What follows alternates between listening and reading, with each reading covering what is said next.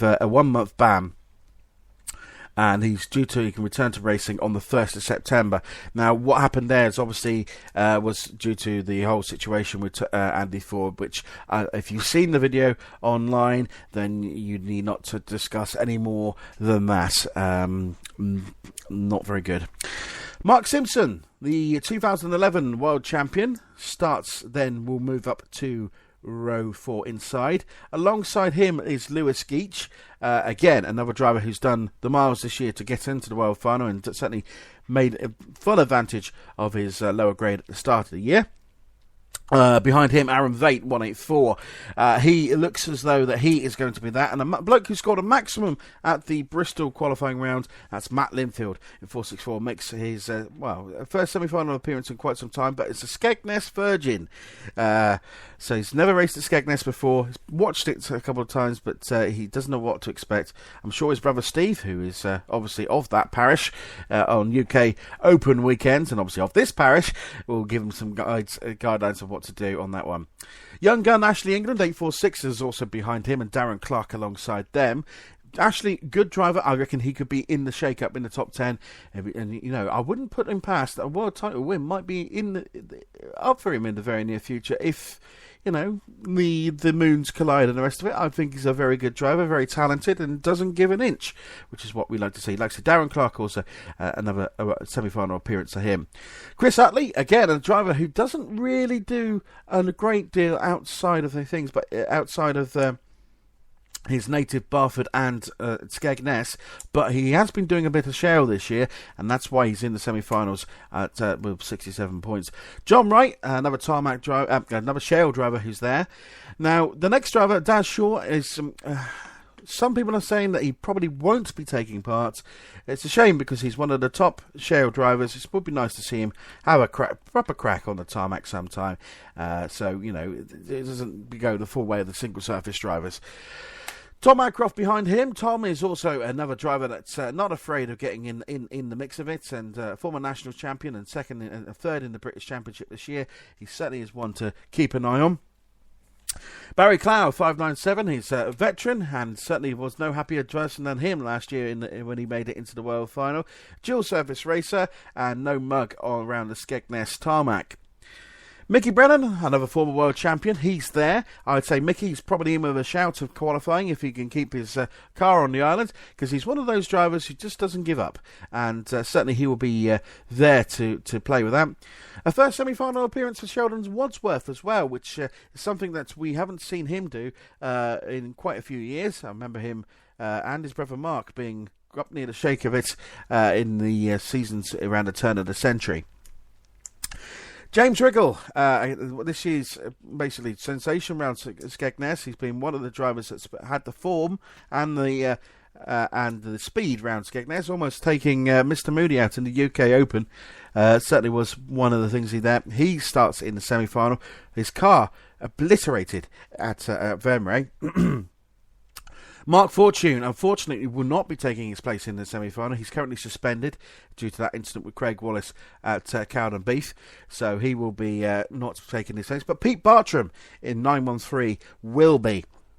He had a massive crash at the Hensford qualifying round, which completely wrote off his car, near enough.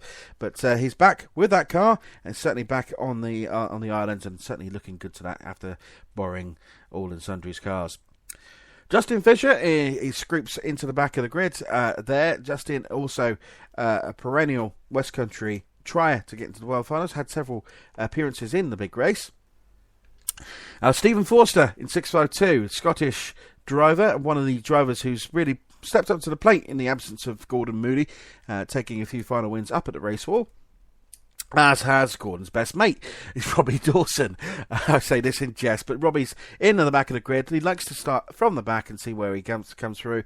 He's certainly got the speed to do it, as he's proved in the wet at the UK Open weekend.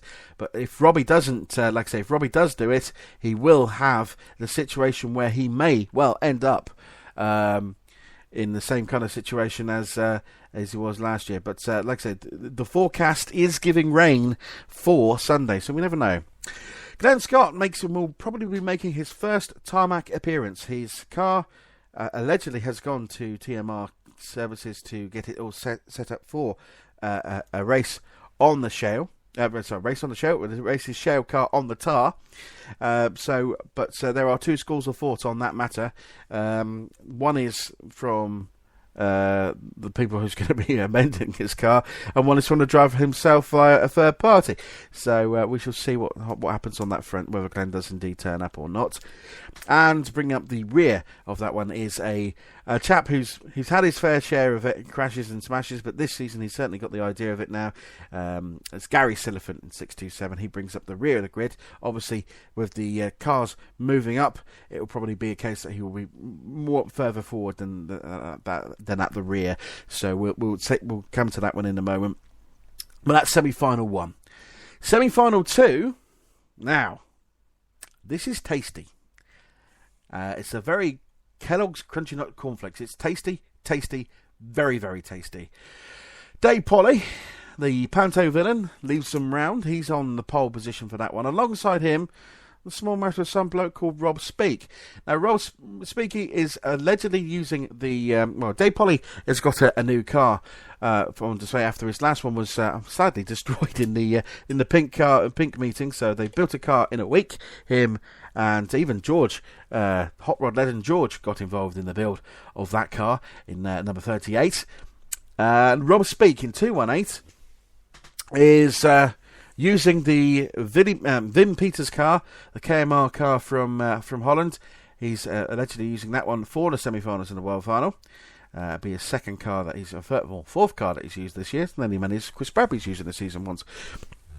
Rob Mitchell, top shale guy, starts second row inside, and he'll have his tarmac car to play with. Alongside him, European champion Kelvin Marshall, who I think could be an outside bet for the world title this year. I mean, it all depends on where they finish in the semi-final. I think Kelvin Marshall could be, if he wins the semi-final, there could be a case where he may win the world final that year, because I don't think there's no one quick around Hensford at the moment.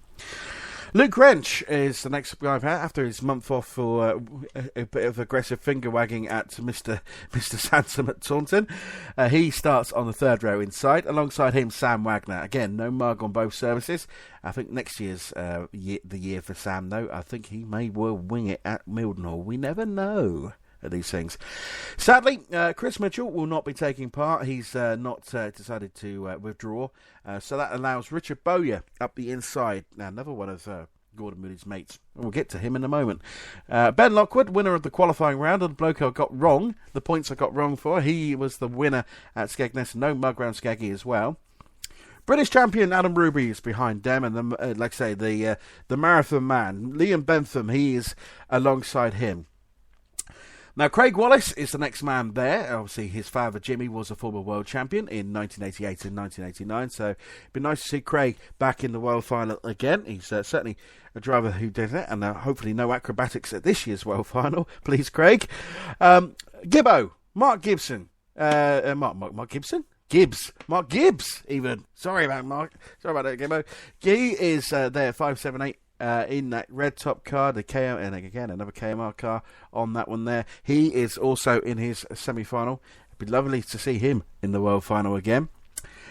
And then it comes to the man they call Gordon Moody. Gordon is decided to play stick or twist a little bit, and it certainly paid off for him. With the points he scored at St Day, meant he only had to do but Buxton and St Day only had to do 2 rounds, and that certainly played into our hands with a maximum at St Day. So 64 points, enough to see him onto the grid. I think he's just going to play sensible. If he does try and go past, he does have a minefield in front of him. Like I say, Richard Bowyer, I think, who certainly did not like the facts at the European. You've also got his perennial adversaries there at the front as well, Dave Polly and Rob Speak. We'll need a yellow flag to get in touch with them, I think, unfortunately, Will Moody. But, Gordon is what he is. He's a super driver, and he certainly knows the quick round Skegness, as he proved at the UK Open weekend. Alongside him, 641 is on the official side, but we now know him as 41, and that's Dennis Midler. Dennis with the new, KMR car. He's looking very good. A debut for Cy Haraway in the semi-finals. He's again, masterminding his. Thanks very much to his big score at Birmingham the previous night, Birmingham qualifying round. So again, I think it was from the yellow grade at that point in time. So yeah, good to see Si with a red roof. Ryan Wadling, alongside him, another West Country perennial trier to get into the World Final. He's there alongside Si. Billy Webster in 226, 59 points he scored. Gary Walker, another veteran. Again, big score at where was it to? He had a big score. He had a big score at Hensford, where he won the first heat, and that's what's seen him into the grid at Skegness. Lee Dimmock, again, another driver who does quite well. He's had a very quiet season this year. Usually good at Buxton, Birmingham, and all the Midlands tracks. Martin Ford, another driver who has had a very good year on both surfaces. He's won a final which took him to red up at Barford. And usually a Barford regular, but Mark Hughes has been a dual surface racer and also a perennial trier in the World Final, and always there or thereabouts.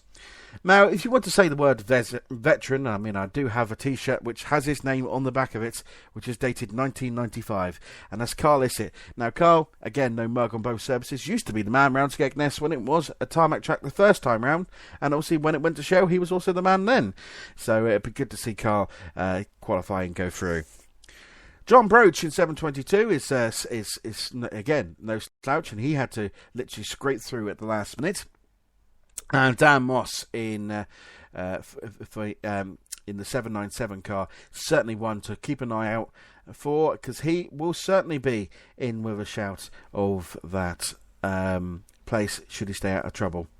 Alongside him, Jamie Avery in now the ex-Bill Batten car, the last car Batten drived, and certainly will be looking for Jamie to do something there, because he's certainly no mug around it. Jason McDonald, another Scots driver who does quite well up and down the land. And the grid finished off by James Ryger, the 2013 world champion. Had a terrible qualifying round series this year. Unfortunately, his engine problems befell him at St Day, which curtailed both his rounds. So otherwise, he would have been a bit further up. He's only there, really, thanks to a half-decent score at the Northampton qualifying round. So he scrapes him. He literally scrape him. But we do have reserves, and we can safely say that at least some of these will be going in. Lee Morgan makes a debut. Again, he had a very good Hensford qualifying round. He moves up to 44 points. Great stuff for Lee Morgan, 44 points for him. Ollie Skills, again, another driver who's no mug to semi-finals. He's there. Jack Cave, 41. He was the third reserve. Now, Steve Gilbert. Now, this is the guy who I think is absolutely desperate to get into the semi-finals, and it's a shame he did travel all the way up to Skegness. He got his 5 points, but it just wasn't enough, sadly for Steve. And 41 points is where it ends. I think next year, if he's going to have a concerted effort, he'll need to do some of the earlier rounds on tarmac a bit quicker, and obviously get the points on the board. Because then, if you do 5 rounds, it's 25 points you've got without even thinking about it, and then you can only have to pick up like 2 or 3 points, and you know roughly 44 points is going to get you into a semi-final. Paul Prest, 41 points. He is the 5th reserve, and PJ Moss is 6th. And again, if PJ went to Skegness, he would have been in the semi-final. That is something, because he was booked in, but unfortunately couldn't get the necessary time off. He thought he'd be fine. John Hogg, also there, another Skeggy regular, and Tim Bailey completes the reserves. So, we have grids, we have the formats and the rest of it. All that is left now for us to talk about is the ongoing World Final. My predictions? Predicting is a mugs game, but I would not be surprised if we see a binary front row of the Formula 2. Wash your mouth out, Johnny. Formula 2 World Final. I'm predicting it will be George McMillan and Kelvin Marshall. So, like I say, binary 101. And then if we're going to be truly binary about it. We'd have 111 in second, and and out of retirement, we'll get